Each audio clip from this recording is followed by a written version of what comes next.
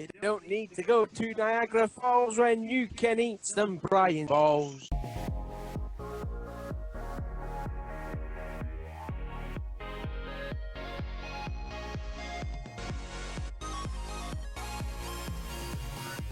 NASCAR Diecast collectors and diecast viewers on YouTube. This is Original Big Bri here, and welcome to the NASCAR Diecast News 201st episode here on my YouTube channel, hosted by me, yours truly, Brian LaFleur Jr. As always, guys, I'm bringing you all your bi-weekly NASCAR Diecast news out each and every month until the very end of the 2018 NASCAR Diecast season. And man, we only got like almost 3 more months. Yeah, technically like 3 more months left until this NASCAR Diecast season is officially going to be closed and wrapping up for 2018. So, but we still got a lot of cool stuff to talk about, guys. We do got, of course, the following new release diecast from our good friends at Plan B Sales, K-State Diecast, and all the other diecast dealers that I love to shop at.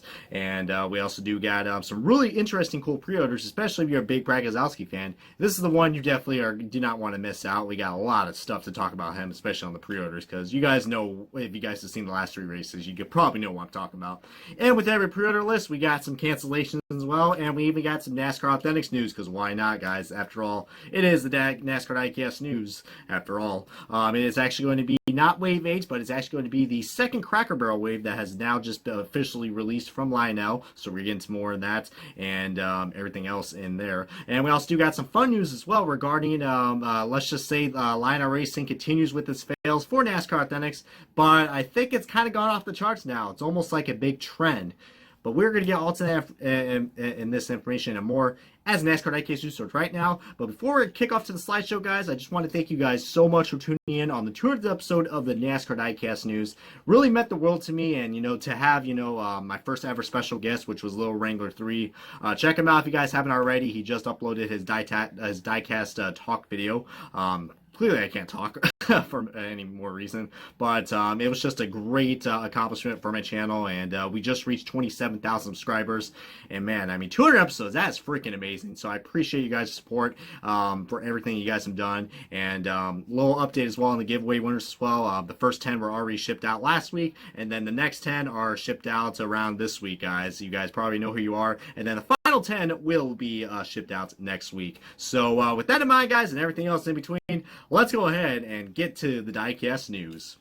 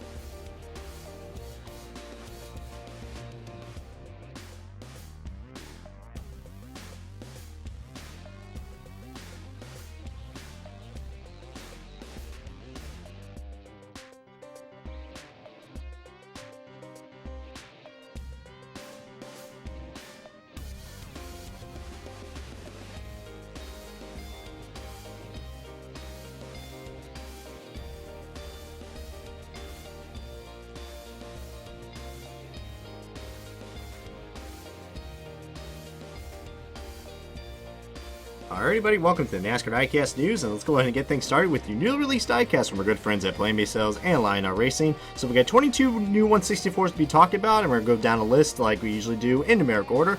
And the first one up is Brad Keselowski's Miller Genuine Draft Dawn's a Throwback. So you guys probably are aware with Brad Keselowski's recently dominating performance the last 3 weeks.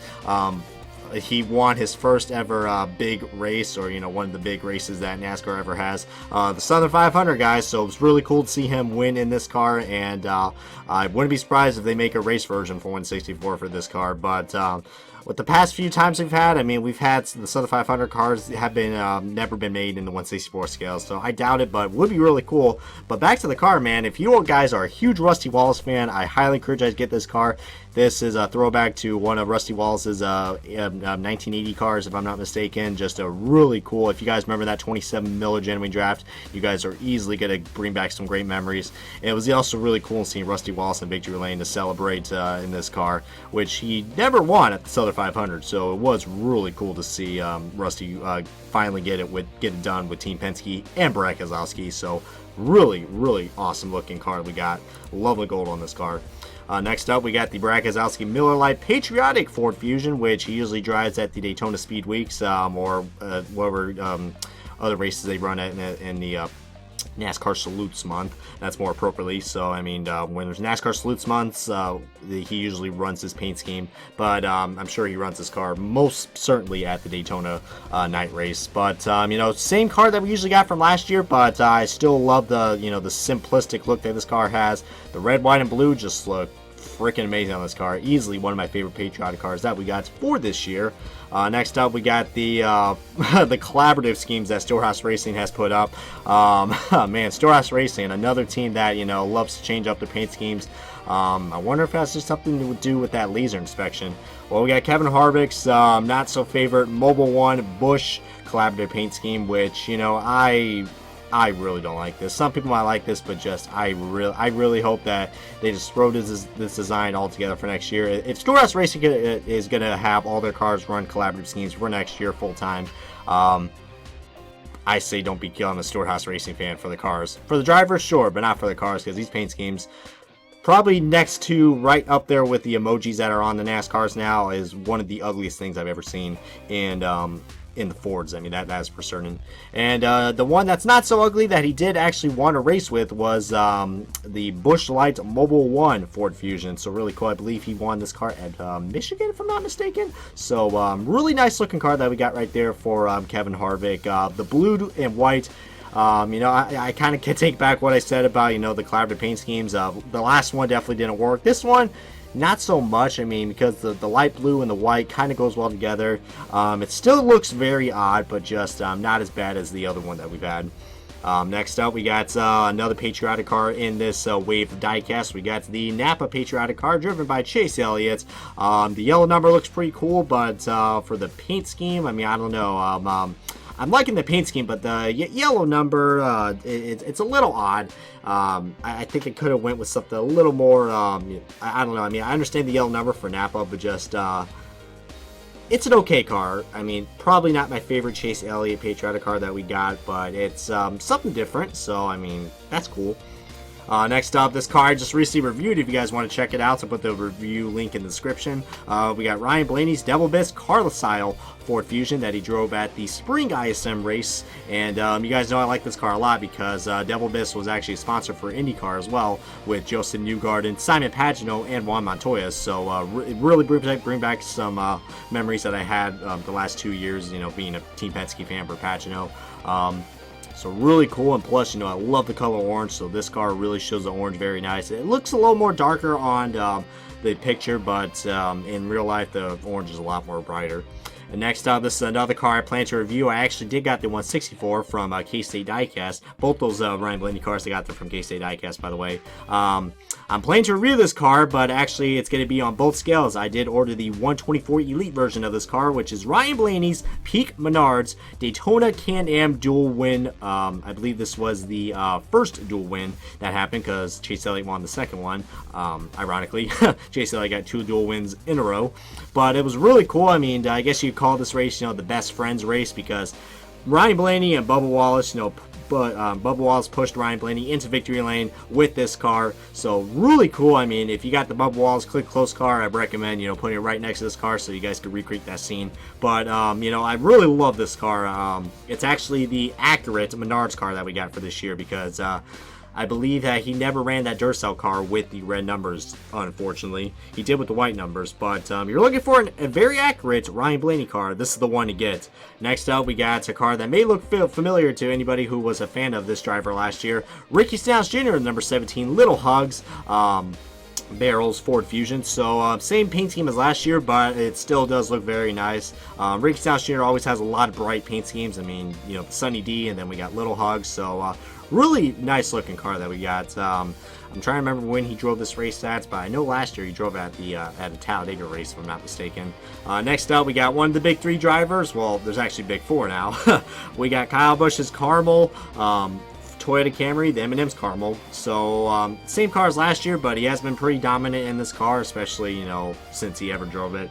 But it's actually cool that he's actually driving the M&M's car in the playoff races. So got some great variety going on, and he's not gonna drive this car, into victory lane like he always does. Ironically, he just won a Pocono again with this car. So talk about deja vu, guys.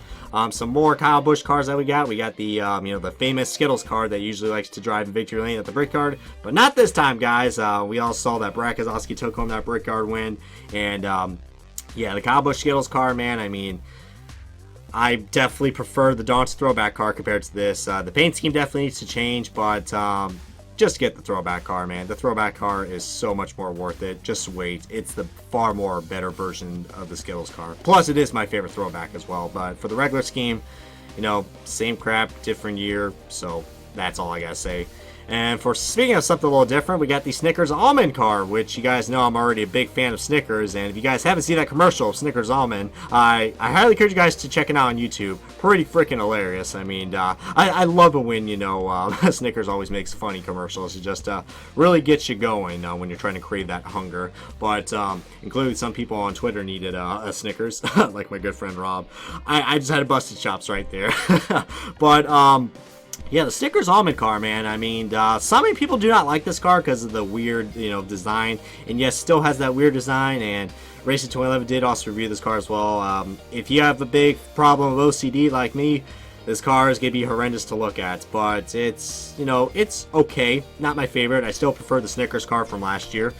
Next up, we got Jeff Gordon's 1998 DuPont Darlington race win. So, this is like the first time we've had a NASCAR Classics car in the 164 since can't remember the last time we had one, guys. It's been that long, but yeah, really cool to see the classic Jeff Gordon car, especially winning at the big race at the Southern 500 at Darlington. So really cool. I mean, such an iconic paint scheme, and can't go wrong with the Rainbow Warrior car, man, especially back in the Monte Carlo days. But man, and just look at all those contingencies. I mean, we don't have that many compared to what we have right now, but a really nice addition from the NASCAR Classics line.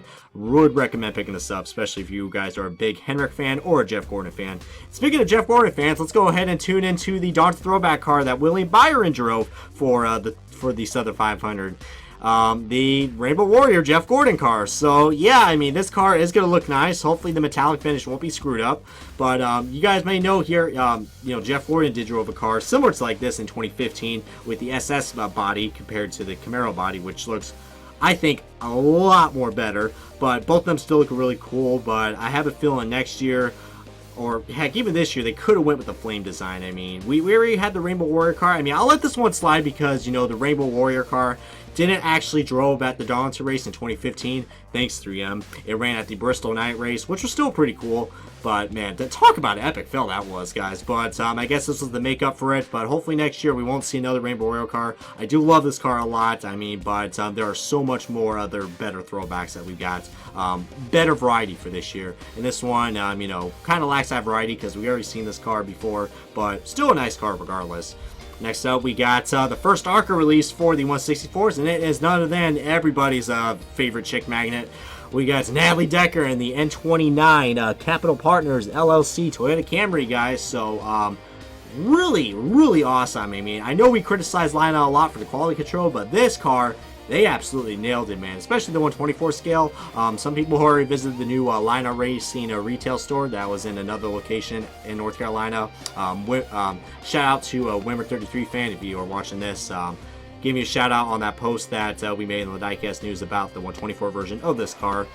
They did a really great job. You can see right there, it's got all the accurate decals, the contingencies, even the Menards yellow spoiler, which looks really cool. I approve that because you guys know I love the Menards yellow. But heck, I probably would recommend picking this car up, but I honestly wouldn't be surprised if NASCAR does officially end up buying the ARCA license. We're probably going to see some ARCA diecast in NASCAR Authentics one way or another. Some people might like that, some people might not, but I'm looking forward to it, guys. I mean, it hasn't been confirmed yet, but for now, you can only get these cars in the Gold Series, and I say they're well worth the money. So, really nice looking car. Hoping we're going to see more ARCA diecast in the future, and this will hopefully be a great start for some more variety in the Lionel Racing diecast. Next up, we got Michael McDowell's K-Love Ford Fusion. So this car might look familiar if you guys are familiar with his 95 K-Love car that have been canceled a couple times. Finally got produced, guys, because we don't really have that much front row motorsports cars to be talking about. So glad to see this one been made, and I probably would prefer this car over the Love's Travel Stops car because that car has been the same, even though this is like what, the third different driver they've had. But the K-Love car, K-Love, big sponsor, they're very committed to Michael McDowell, so really cool to finally see them on this car. So I think this car definitely looks really nice. I like the teal on this and the yellow, that's for certain. Next up, we got Chris Buescher's in a brand new sponsor for JT Daughtry Racing in the Louisiana Hot Sauce car. So it looks like Mayette Snyder's sponsor decided came on board with these guys. So pretty cool. This car, I actually thought it was going to be all black, but if you guys look at, there's some little bit of a tint going on with the black. Like it kind of fades to gray. And I think this car would have looked a lot more better if it was all black. I think the gray tint kind of ruins it for me. It kind of gives this car, I mean, I kind of see where they were going because, the flames and charcoal. I understand, but this is, a hot sauce, this is not a Kingsford paint scheme. But I don't know, really weird design. I mean, on the top it looks not too bad, but on the sides and on the side and on the front, it looks pretty odd. I think that gray should have just been all black, and I think it would have looked perfect. Some people might call it simple, but heck, sometimes simplicity did work. I think they just went a little overcomplicated with the gradient on this paint scheme. Next up, we got the David Reagan FR8 auctions.com car. Hopefully none of you guys got to auction off this car. But yeah, a really unique David Reagan car that we got for this year. First time that we got a David Reagan car in this sponsor, so something a little more different. Very simple. I thought this car was getting canceled because it looks pretty underrated, but doesn't look too bad in my opinion. Well, next up, we got everybody's favorite, Kyle Larson in the DC Solar Chevrolet Camaro ZL1. And no, this is not Ross Chastain's car, although it does look quite familiar to his. But yeah, I confirmed Ross Chastain in 2019 in the 42 or in the 1. But man, guys, I mean, well, first of all, congratulations to Ross Chastain. What a great breakout that was for him. Almost winning at Darlington if it wasn't for that cup leacher that we all know. Unfortunately, he's not running. Kevin Harvick's not running next year full time, so that's good. But back to Kyle Larson, man. This DC Solar car is beautiful.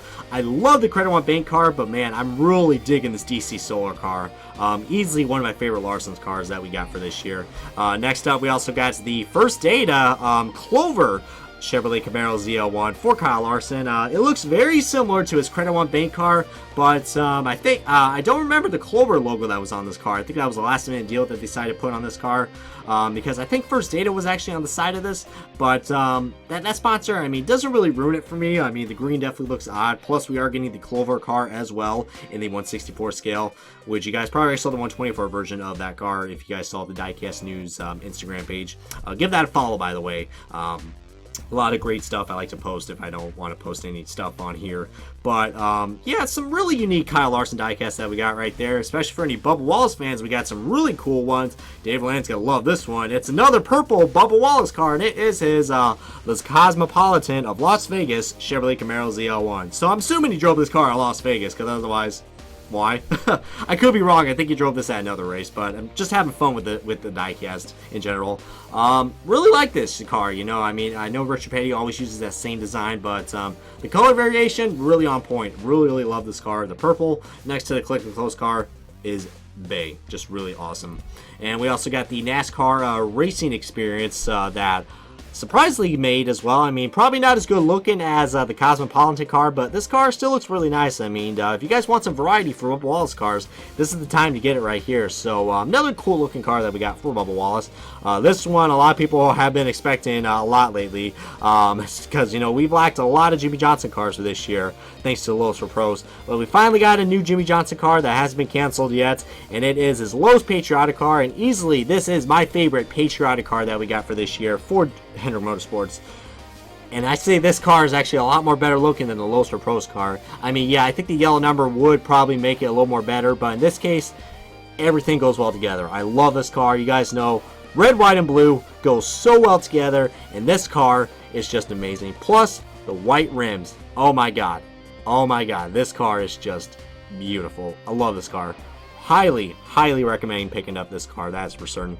And now we're going to the 124 exclusives, guys. So that does wrap up on the 164. So now let's get on to the 124s. And the first one up, it is Matt Tiff's number 2 next year Chevrolet Camaro. So yeah, I mean, this was a sponsor that Brandon Jones originally had, but they carried over to Matt Tiff when they switched rides. Because you guys know, I mean, he went to, they basically switched rides. So that's what happened. But still, I've yet to see this guy in Victory Lane. He's had many opportunities, but the 164 version was canceled in this car, so this is the only way you can pick up this car, guys, in the 124 scale.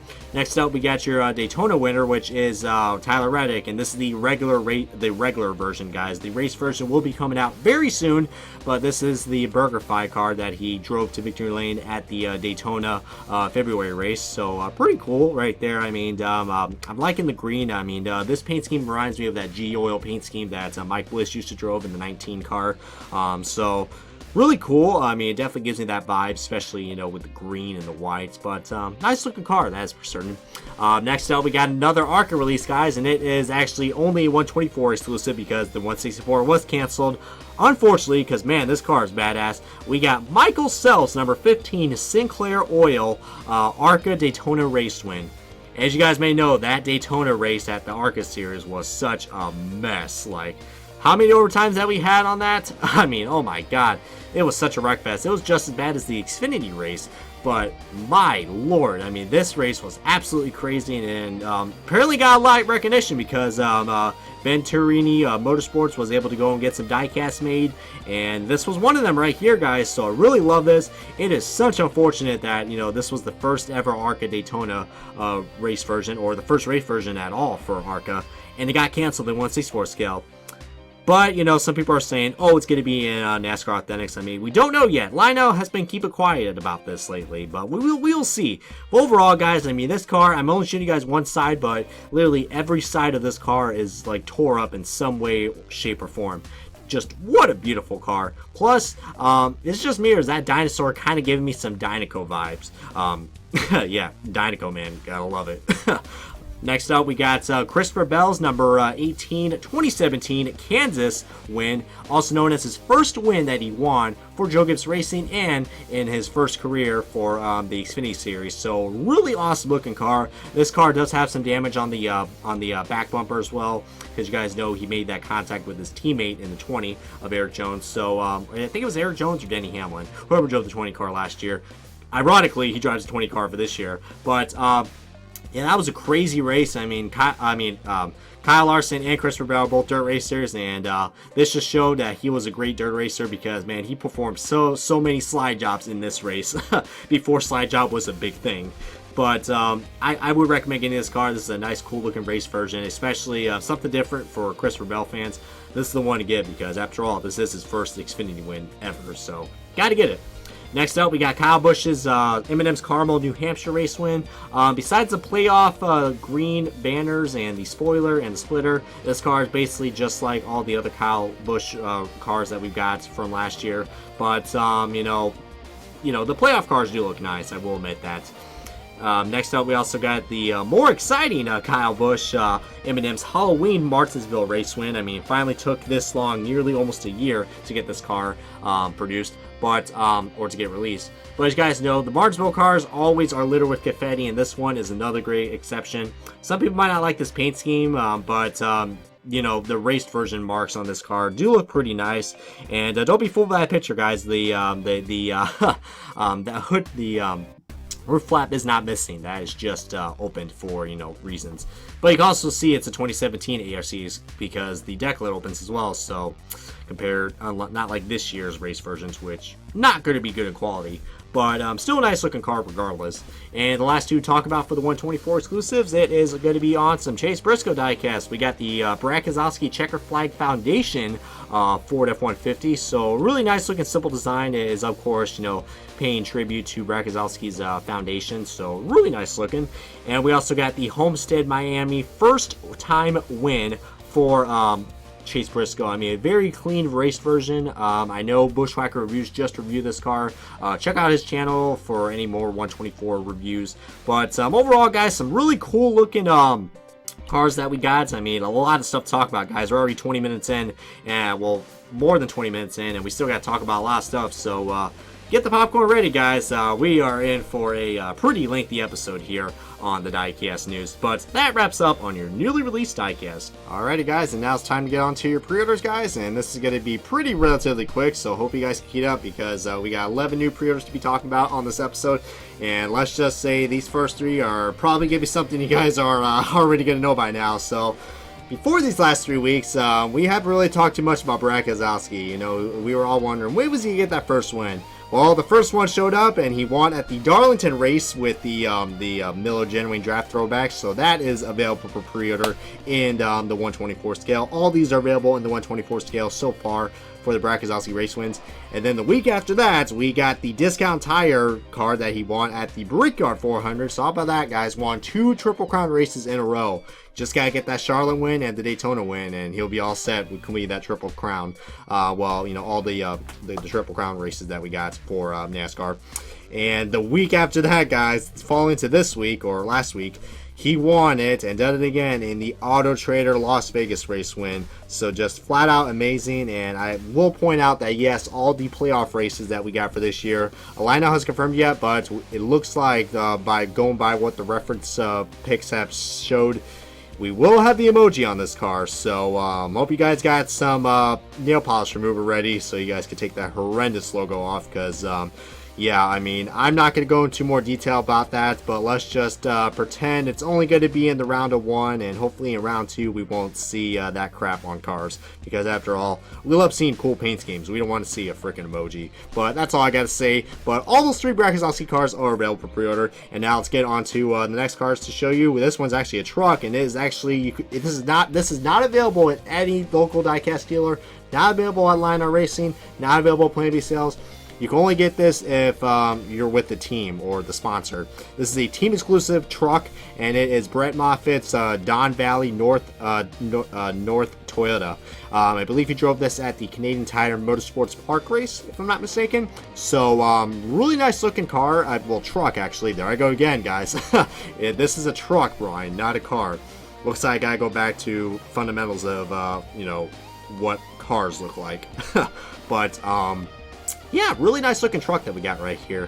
Next up, we got Kyle Busch's number 18 M&M's white chocolate car that, you know, he crashed at the Bristol Night race. So yeah, pretty ironic that they just released this car for pre-order, and a few weeks ago they had the Ducks Unlimited Truex car. I guess they had to keep those two separated, if you guys know what I mean. Well, that's available for pre-order. We also got Chase Elliott's number 23 GSM Fabrication Dawn's a throwback that he drove at the Darlington race, and this is actually yet another throwback that we got for the 23 car. You guys know Bill Elliott drove the 23 GSM car at one of the at Road America, which was a tribute to his car that he drove for Cale Yarborough. Well, now his son Chase Elliott is now doing a throwback to Davey Allison in his 1985 Miller American Buick. So really nice looking. I mean, some of you guys might know this car by heart, and if you do, probably might be a good reason why you guys should get this car on the pre-order list, guys, because none of these aren't guaranteed.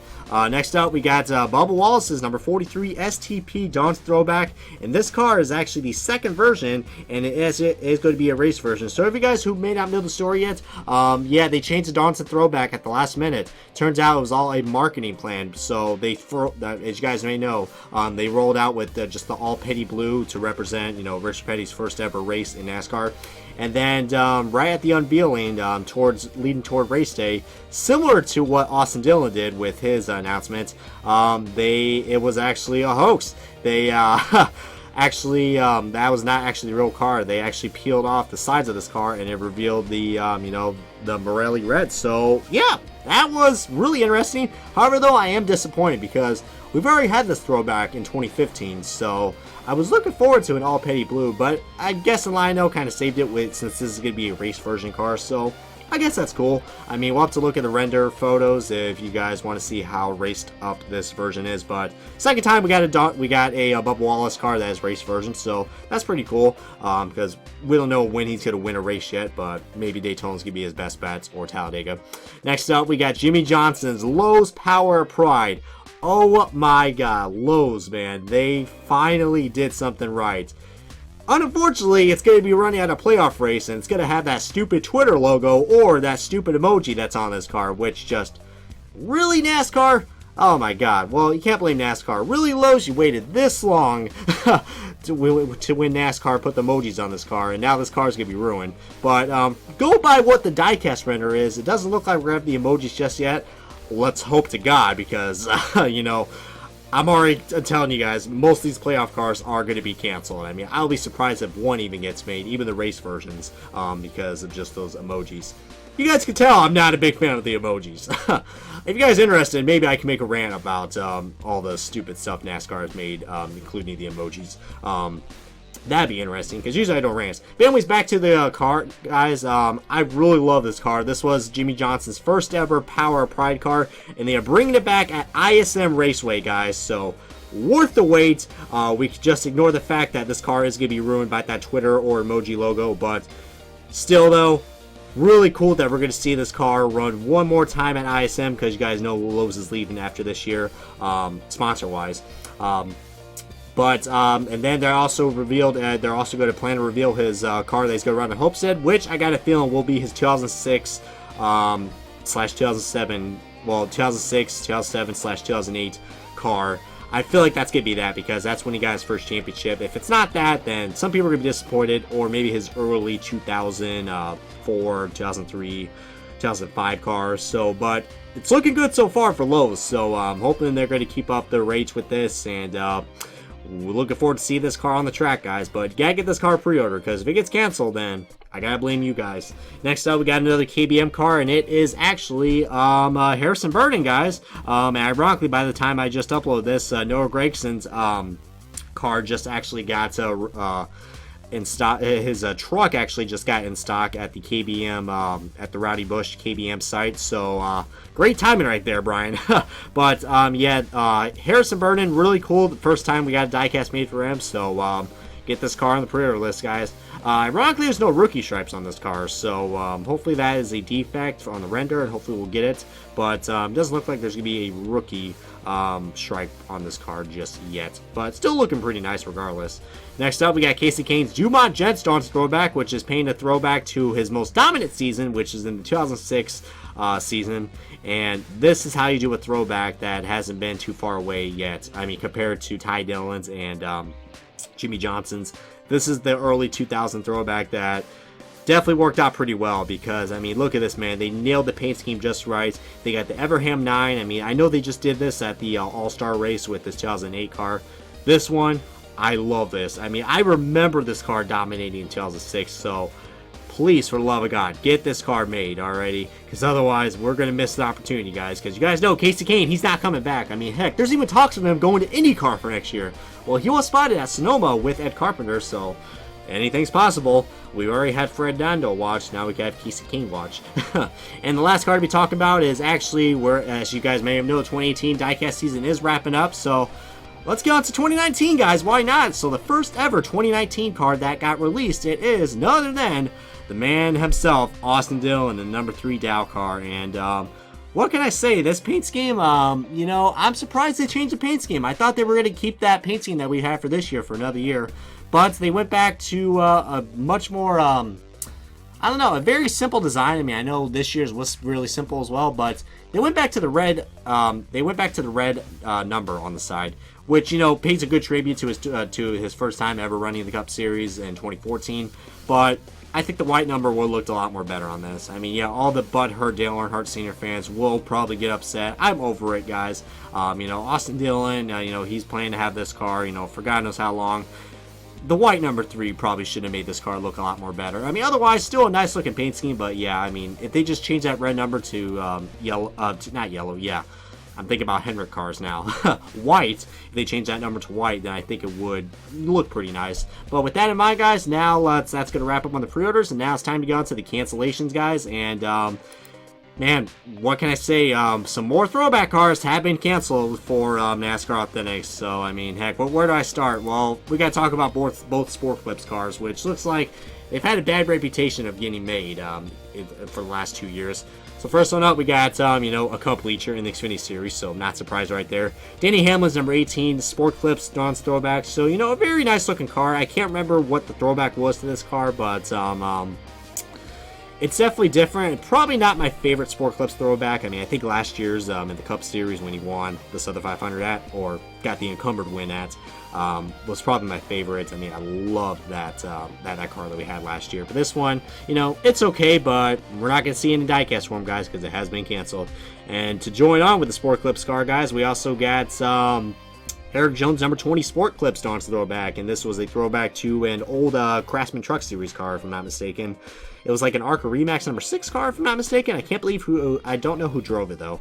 It was either number 6 or number 8. But, you know, pretty cool that they ended up doing that. I mean, this car, I mean, it's just me, or this car kind of looks like a baseball. I mean, I don't know. I mean, I'm looking at this car, I'm like, this looks like a baseball. Or, you know, it looks like a car that, you know, you'll see, like, at a baseball game. But, and that's a cool, you know, design right there. I mean, I really do like that. But, you know, it is an official throwback. But, unfortunately, it got canceled in all scales, guys. So, the Elite version, the ARC, and the 164 have been canceled. Next up, we also got Ryan Newman's Dawn's throwback, which another car that has been canceled. Yeah, another one. Another Dawn's throwback car has been canceled in all scales. 124 Elite, ARC, and 164. This is the Ryan Newman Caterpillar throwback, which is painted throwback to Neil Bonnet's car, which, man, I got to admit, I mean, pretty cool that they did a GM Goodwrench car that wasn't Austin Dillon. I mean, yeah, they did with his Silver Bullet car, but this one was definitely different. And for the first time, we actually got a Ryan Newman card that's not an exact copy of Austin Dillon, so something different. But unfortunately, you guys know Ryan Newman's leaving after the 31 car, and his fan base hasn't really been up there lately. Well, probably never has ever since he went to RCR. I mean, yeah. But, yeah, unfortunately, this car must have got underrated, or not enough Neil Bonnet fans got the pre-order list up in time, because this car is now canceled. And the last cancellation to be talked about, which I got to admit, this is karma written as finest. We got Kevin Harvick's number 98, Hunt Brothers Pizza, Dawn's throwback, which is painted a throwback to his championship year that he drove in the Busch Series, which I believe is what, in like 1998 or 1980. Actually, it wasn't the Busch Series. It was one of the low-tier levels that Kevin Harvick first started in. But yeah, the colors definitely are a little bit wrong. I mean, it should look like what the Spears logo is, but you know, of course, they gotta go with the Hunt Brothers pizza colors, which I don't mind. Kind of like what Kyle Larson did with the Allison tribute. But I can say the only reason why this car got canceled is probably because of the incident that happened with Ross Chastain. So yeah. It's bad enough, you know, Cup drivers already have a bad reputation in Xfinity, but when they go out and start trash talking to a guy who is trying to, you know, get an opportunity to join a big team, then this is what's going to happen. So I know Harvick fans are going to be really, really salty about this, but, you know, karma has finest, guys. What can I say? I'm not going to take sides here, but that's all I got to say. Karma hit it with this car. And that wraps up on the cancellations, guys, and the pre-orders. So hope you guys like that as we get on to the most interesting parts in this video. Alrighty, guys, and now it's time for one of the topics you guys are looking forward to the most, NASCAR Authentics news, guys. So you guys are probably wondering, well, is this Wave 8? I mean, because we already know Wave 6 and now Wave 7 have just hit the stores. I just wrapped up Wave 6 diecast reviews, guys, so go ahead and check them out. Wave 7 reviews will be uploaded very shortly once I get done uploading this video, guys. So if you guys, that's the schedule rundown of this channel. But now it's time for some, some news for NASCAR Authentics, and it is going to be on the second Cracker Barrel wave, guys. Yes, so the Cracker Barrel wave has made a return. First time that we've actually got a second Cracker Barrel wave for NASCAR Authentics. So let's go ahead and show what's going to be in for the second Cracker Barrel wave. So you guys take a look at this picture right here. We do got some cars that may look pretty familiar. Well, probably 3 in particular may look familiar, but the rest look relatively new for NASCAR Authentics. So first one up is Brad Keselowski's Auto Trader Ford Fusion. Same exact car that we got from last year, from Wave 1 or Wave 2, because those cars those 2 waves were pretty close to each other. It was like one big wave. But yeah, if you guys failed to pick up this car, I probably will wait, because I got a good feeling all these cars I'm showing you right here will probably be a mixture of cars from Wave 8 and Wave 9. Next, we also got Austin Dillon's number 3 Dow Daytona raced version. Another cool looking car, but like I just said with Keselowski's cars, I got a good feeling these cars will be released in Wave 8 and Wave 9. So unless you're very desperate and really want these cars, go in and get them. But I'm not a big fan of the Cracker Barrel waves, but it's something to talk about for this show. We also got another car that I was expecting to be in NASCAR Authentics, and it looks like it will. It's going to be another Chase Elliott car, which is his Baja Blast car. Easily, I think, a 10 times better, 10 or 100,000 times better than the regular Mountain Dew car that we got for this year. I would love to see a Code Red car, man. If he can make a Mountain Dew car of every flavor, that would be freaking awesome. Definitely would bring out some variety, that's for certain. Maybe that's a good idea for next year. And next up, we got the Snickers Almond car. You guys know I just recently talked about that car, but, as you can tell, you got a closer detail look of that, the top view of this car, and you can just see it's quite a mess on top. But like I said, not the best looking Snickers car.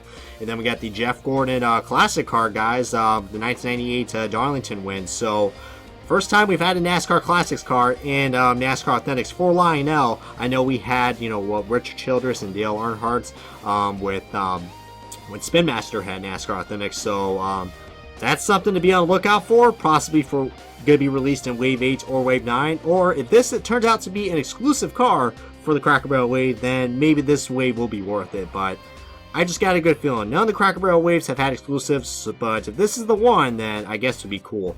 Maybe the Daytona winner will be an exclusive too, but I highly doubt that. We also got Kyle Larson DC Solar Chevrolet Camaro ZL1. Easily my favorite Larson car. I think it looks a lot more better, in my opinion, than the Credit One paint car.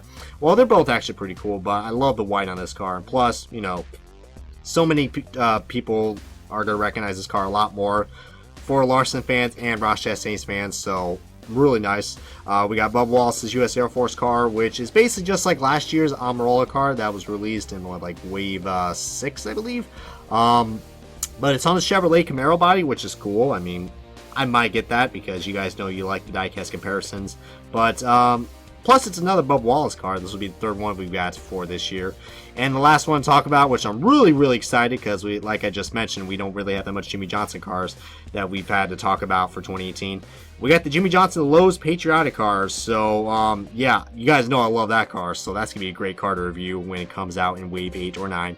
But overall, for the Cracker Barrel waves, guys, you guys know, like I just said, I mean, I hate to repeat myself, but just the Cracker Barrel waves,